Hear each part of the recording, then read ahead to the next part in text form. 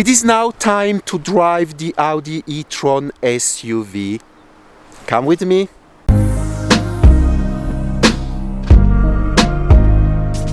There you go, we are inside the Audi e-tron SUV and we're gonna have a drive. It will be very interesting for me to compare my experience with Tesla to this experience about two things I really like into car. One is Audi and their quality, and the other one is this modern technology with electric engines. To start the Audi e-tron SUV, it's like any normal combustion car. You got a start and stop button, and there you go, the car is ready to go. And then with this selector here, you go down, and I'm in S drive mode now, and if I push again, I'm in driving mode. I'm gonna start by selecting the comfort mode on the drive select, and then later on I'm gonna switch to the dynamic mode. As a reminder, in comfort mode you only got 360 horsepower. When you move in sport mode and dynamic, you get the maximum power, which is 408 horsepower. Enough talk, let's move.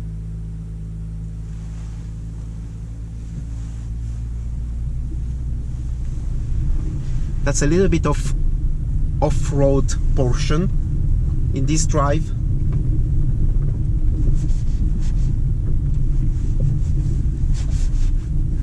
We're gonna drive very slow here, and then we'll reach to the road in a couple of meters.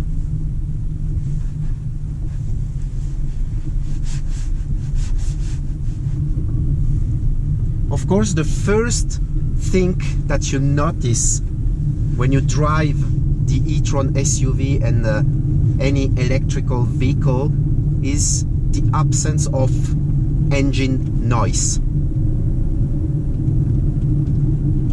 Only thing I can hear is that typical electric engine noise that gives a very futuristic sensation when you drive this car.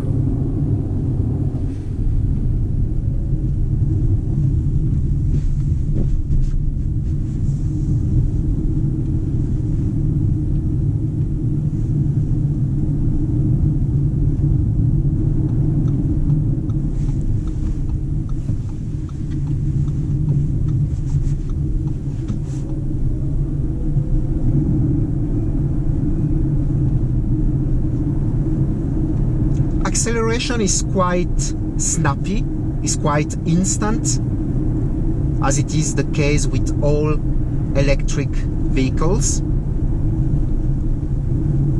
And the funny thing about the e-tron SUV is that the shift paddles you get on the steering wheel are not for shifting gears, but they are to control the regenerative braking. So by activating here the -1, the car starts braking to get more power on the batteries.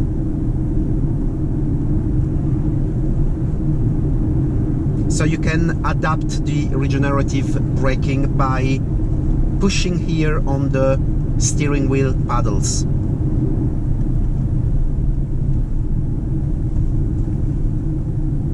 The ride is quite comfortable.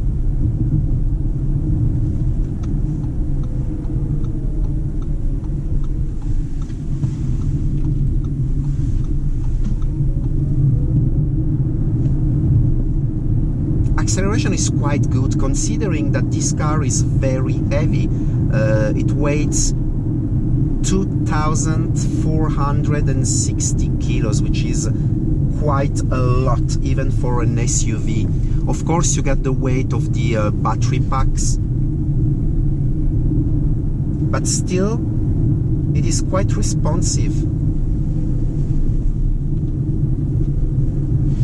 The drive is dynamic, and I'm not even in dynamic mode right now.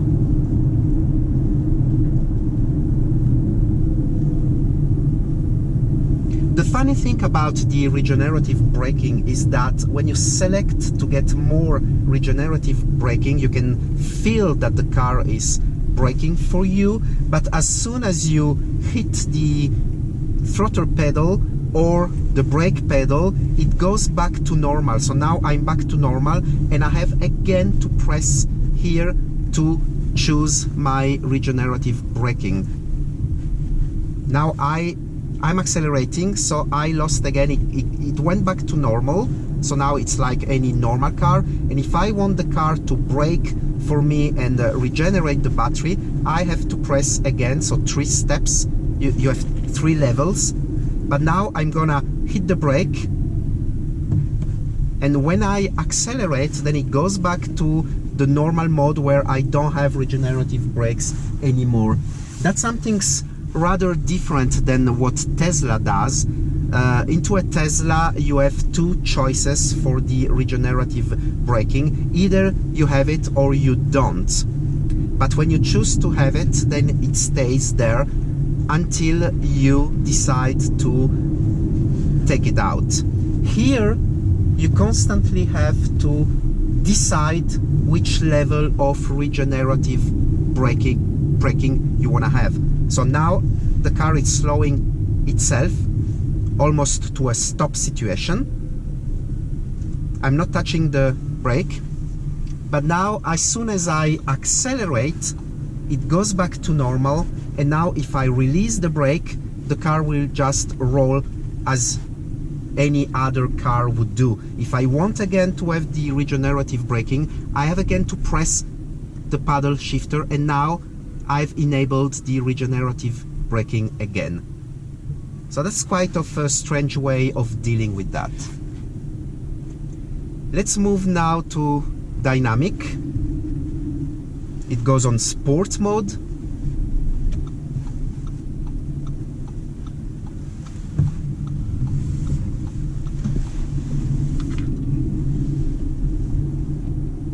And let's hit the throttle a little bit.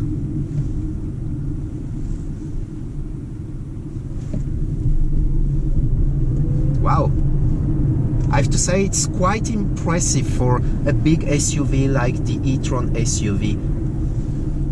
The acceleration is instant, and it's quite good actually. I really have the impression that it goes way faster than the 0 to 100 in 5.7 seconds. It's very reactive.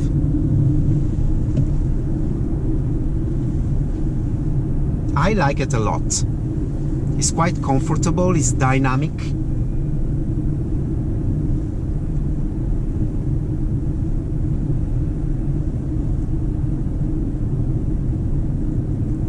And it's very relaxing to drive an electrical vehicle, especially this Audi e-tron SUV, because the only noise you feel, you hear, is the wind noise. And it's not that huge. The cabin is very well isolated. Probably more than a Tesla. So there again, I have no regenerative brakes. I need to enable by selecting it here on the paddle. I'm just surprised about it, because it's a different approach than what Tesla does, for example. Now I'm just rolling, then if I want regenerative braking, step 1, step 2, braking, accelerating, and regenerative braking is gone. So again I will have to brake over there, and then again step 1, step 2.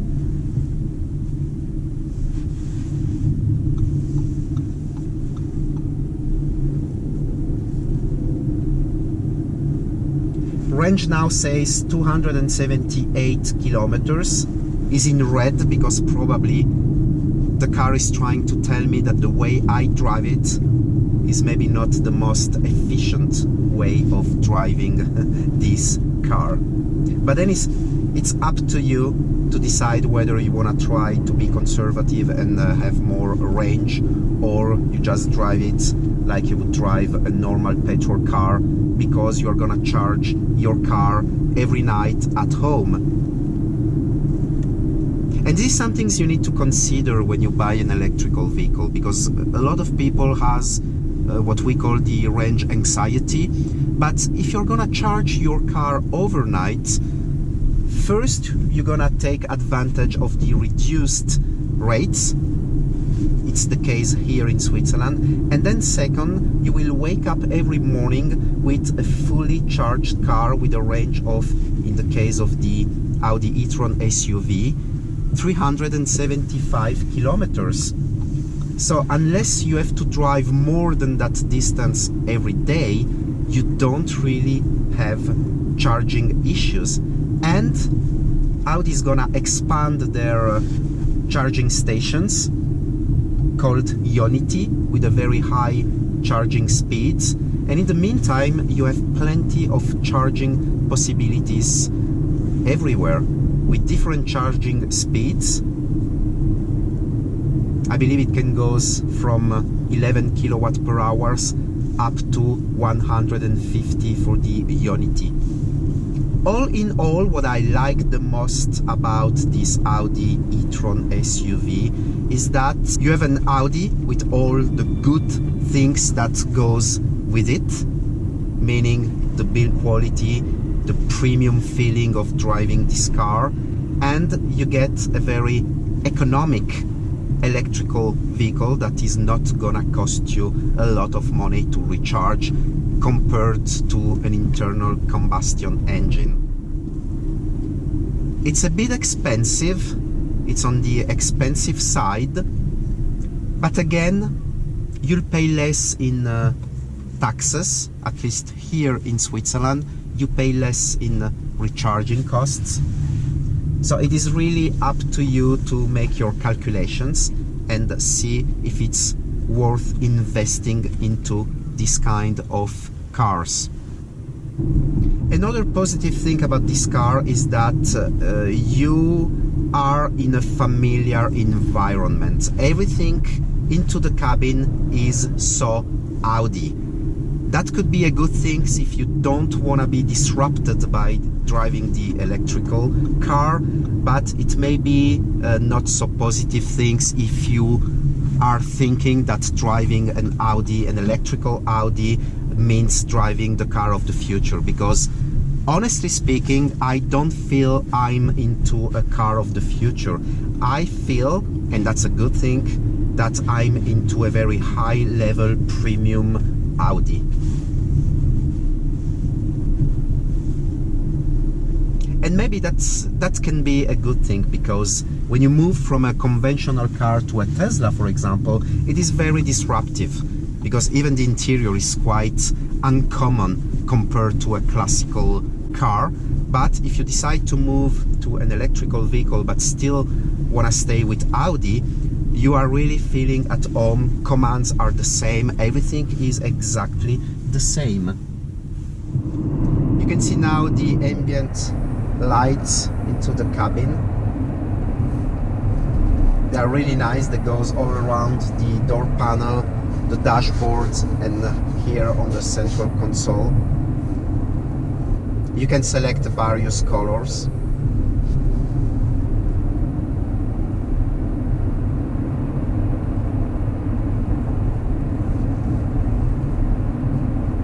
And you are not distracted by the screens. You can adjust the lights, but they are very discreet.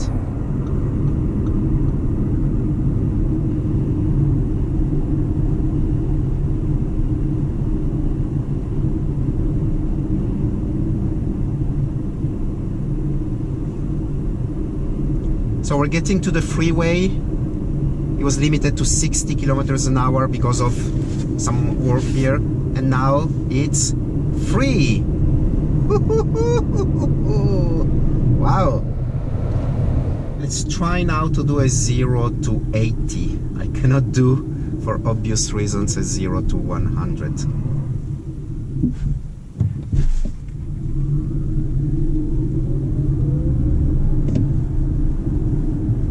Again, that's quite impressive given the weight of this car. As a reminder, 0 to 100 kilometers an hour is in 5.7 seconds when you are in sport dynamic mode. So my impressions about driving the Audi e-tron SUV. It's a very comfortable ride. If you are an Audi loyal customer, you are going to feel at home driving this car, because this is an Audi basically, with all the good things about that goes within, meaning the premium quality, the ride quality, all the commands are familiar, everything is in the right place, it is very ergonomic. But still, you'll be into the future by driving an electrical car. So the Audi e-tron SUV, it's a very nice car that I would consider buying if I was into SUV.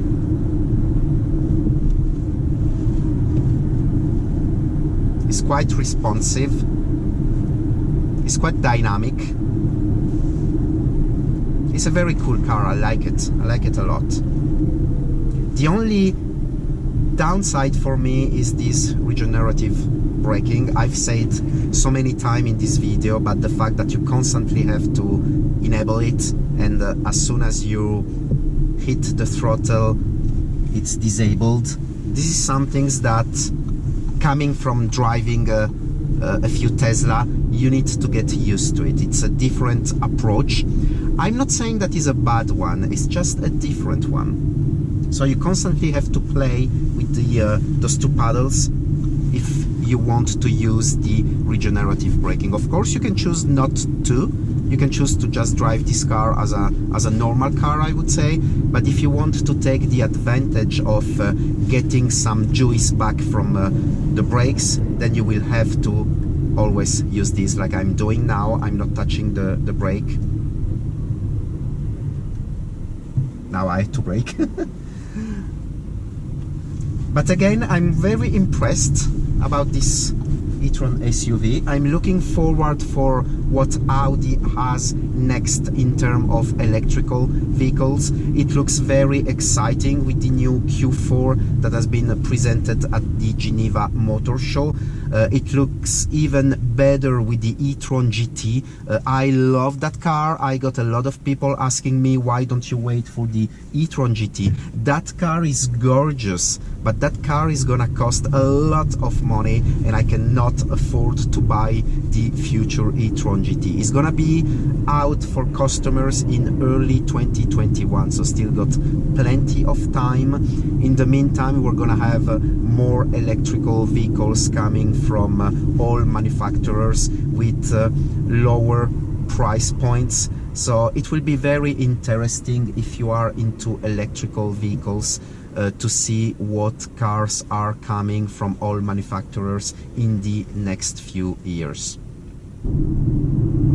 I'm gonna stop at the gas station, but it's really not for refueling, it's just for changing the camera angle.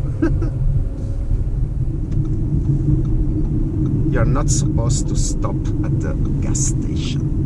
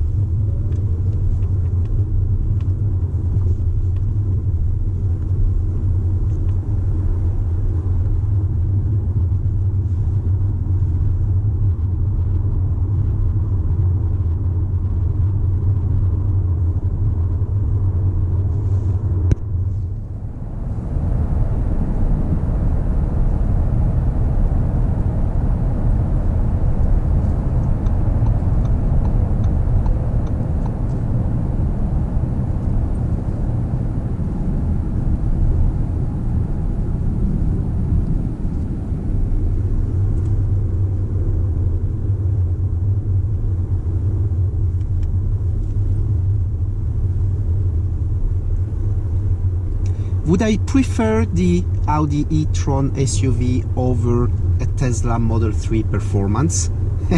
That's a hard question. If we talk only about the build quality and the perceived quality into the cabin, of course I would say yes, because that's something's just another level.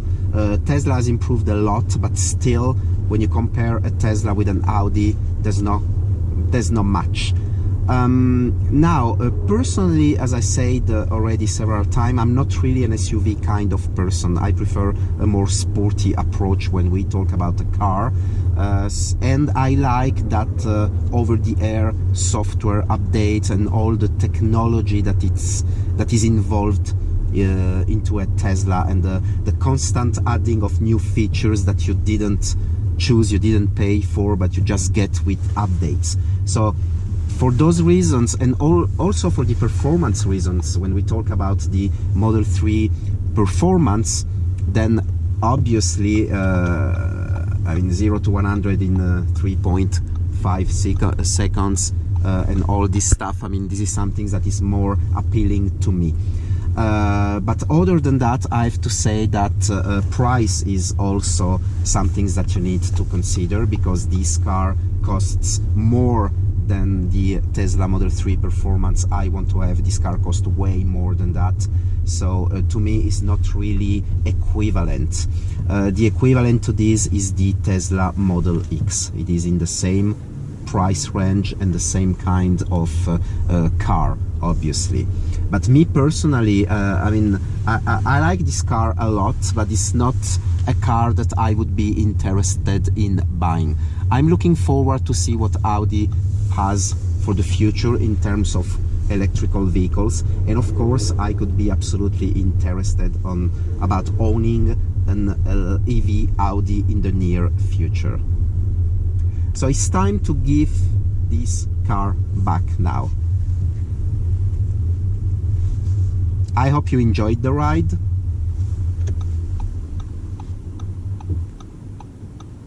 Let me know in the comments what are your thoughts about this Audi e-tron SUV. Do you like it?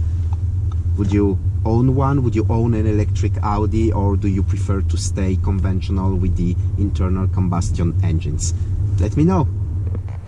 It is interesting to see the consumption. So short-term memory is 31.5 kilowatt hour per 100 kilometers. That's the long-term memory consumption.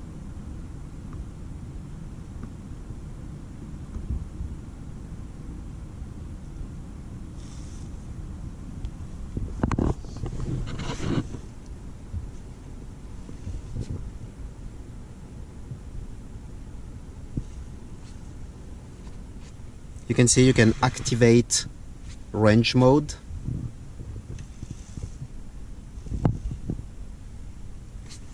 So you get several ways of extending the range of the car.